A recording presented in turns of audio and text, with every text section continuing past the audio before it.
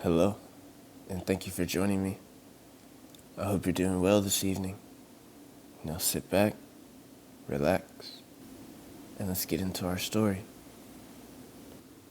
I used to fall asleep to YouTube playlists, rain sounds, lo-fi music, white noise.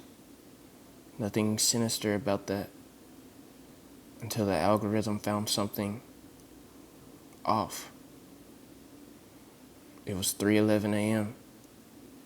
A video appeared.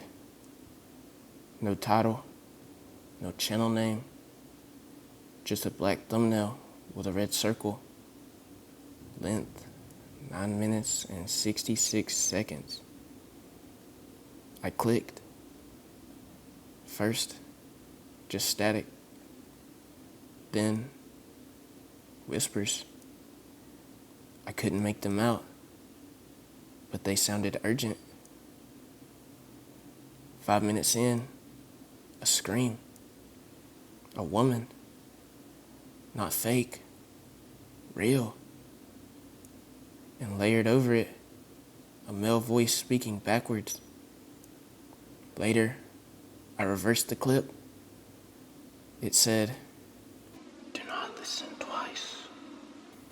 That night, I woke up at 3:11 a.m. again, laptop off, but the static was still coming from my speakers. Even unplugging didn't stop it, only ripping the power cord out of the wall. My reflection smiles a little too late now. My friend Caleb offered to analyze the sound. Sound engineer, smart guy. Last text he sent. There's something at 666 hertz. I'm decoding it. I haven't heard from him since. Caleb's apartment door was open. Inside, chaos. Furniture upturned. His PC, melted. Monitor liquefied. Above it, carved into the wall, "Do not amplify." I found his backup drive. One file. Harmonix 666 wave.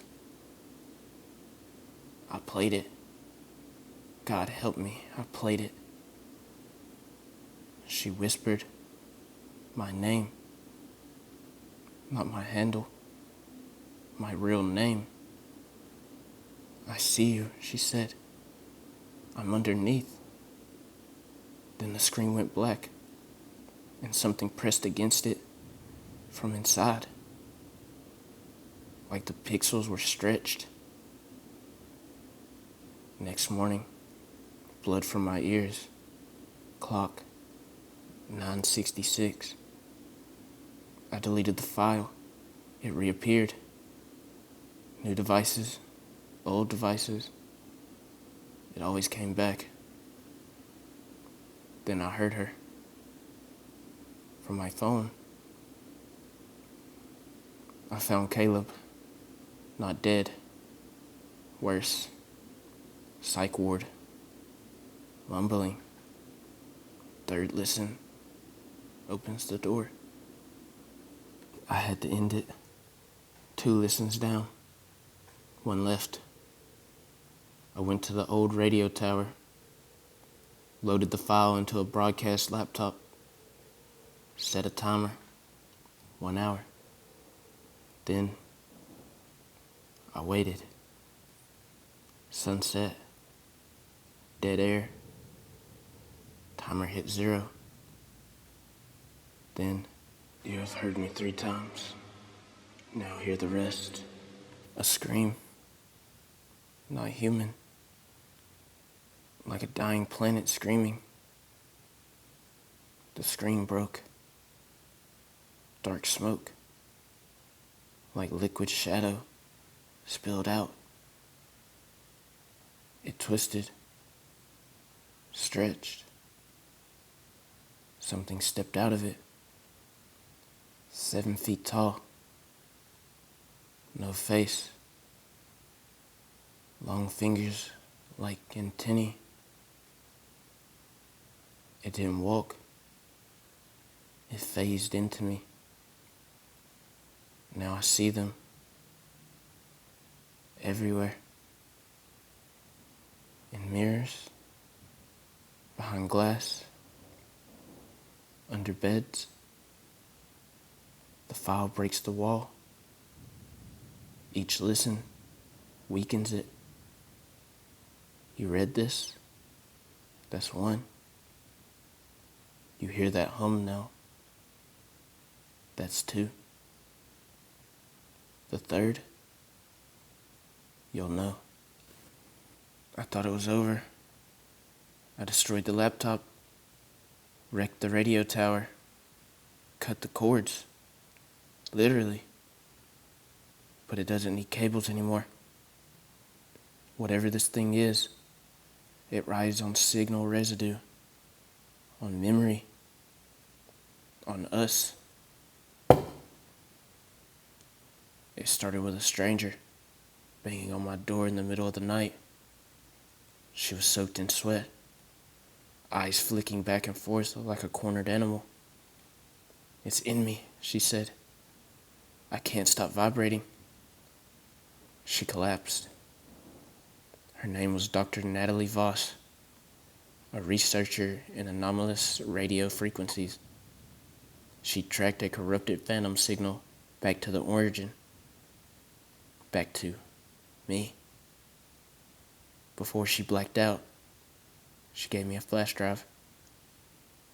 "It's still transmitting," she whispered. "But now, people are the antennas." I checked the files, recordings, surveillance, audio spectrums, and every one, human silhouettes, warping. A text document decrypted slowly on the screen. The original signal wasn't human.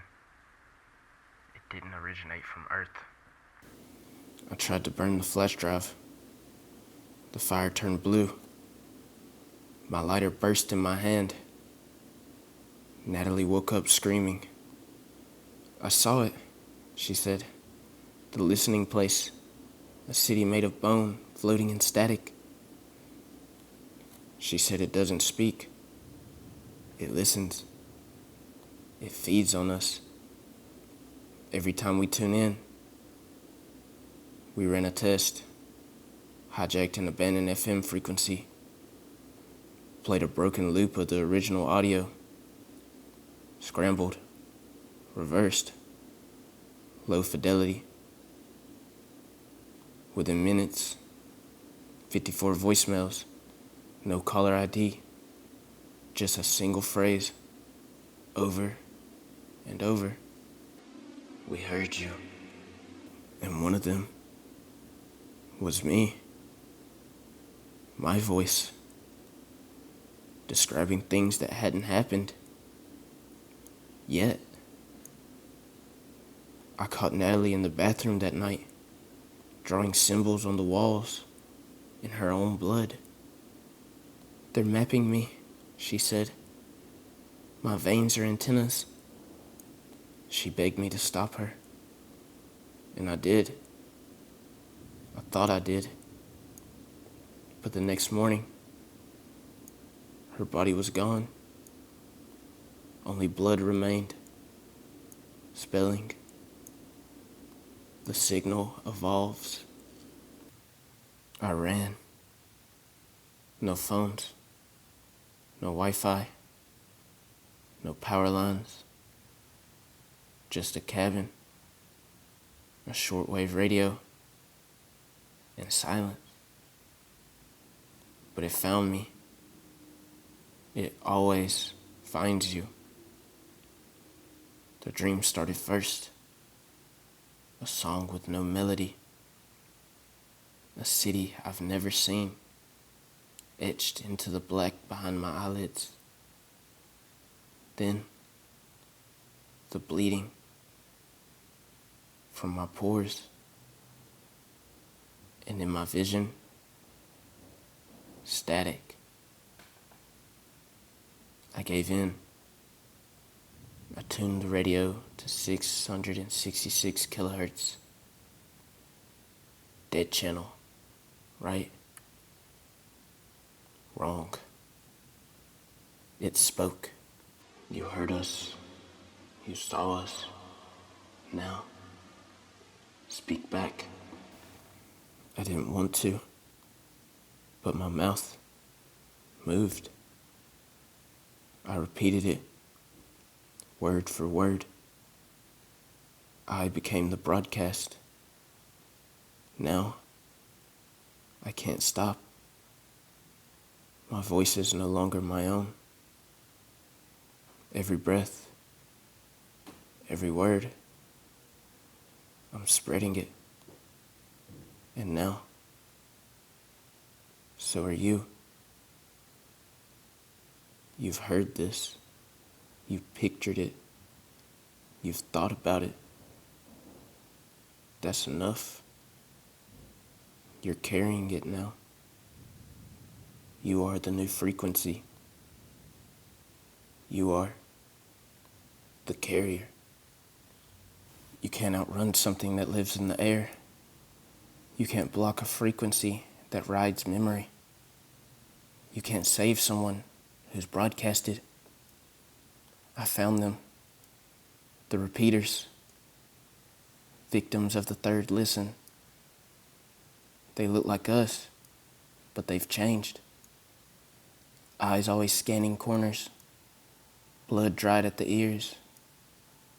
Fingers twitching like they're typing out something only they can see.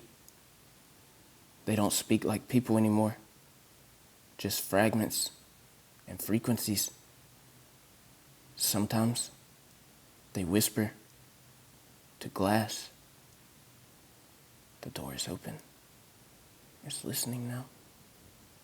Through you. I found a boy in Missouri, 12 years old, perfectly healthy, but born without a mouth. His mother had heard the signal 3 times. The strange thing, every baby monitor in the house spoke in his voice. It said things like, "I'm coming through. Dad, are you listening?" Collapse begins at home. It's not sound anymore. It's inheritance. I had to find the origin, the first transmission. Natalie's notes led me to a Cold War bunker in Alaska. Abandoned, forgotten, but something was still inside. The walls were covered in black, pulsing static. Alive, like mold growing in the shape of waveforms. And in the center of the room, a speaker, old, dusty, unplugged, but it was whispering, not in words, in intent. I leaned closer. It said, "You're not listening. You're being listened through." That's when the pain started. My skull felt like it was cracking open. Not from the outside, but from within. I blacked out. In the dark, I dreamed in frequencies. Shapes approached. People made of radio static and flickering silhouettes. One looked like Natalie. One looked like me. But their mouths, just gaping speaker cones, tuned to my thoughts. The signal wasn't just broadcasting anymore. It was recording, remixing, replicating. It's too late. The signal doesn't need devices anymore. It needs people. It uses thought, memory, language. It hides in repetition. If you tell someone about it, even to warn them, that's enough. You're already transmitting. I left the bunker broken, but when I spoke to strangers, they started mimicking me. repeating my words, finishing my sentences before I could. The signal had become viral, not in data, in biology, in attention, in voice, in thought. It doesn't want to be heard. It wants to be the only thing left to hear. I watched the sky split open, not with fire, not with sound, with reception. It was like the world had become one giant dish antenna, pointed outward, waiting for something. Collapse is not destruction. Collapse is transmission without end. It's not trying to kill us. It's trying to replace us, one voice at a time, one listen at a time, one story at a time. And now, you've heard it. So now, it hears you.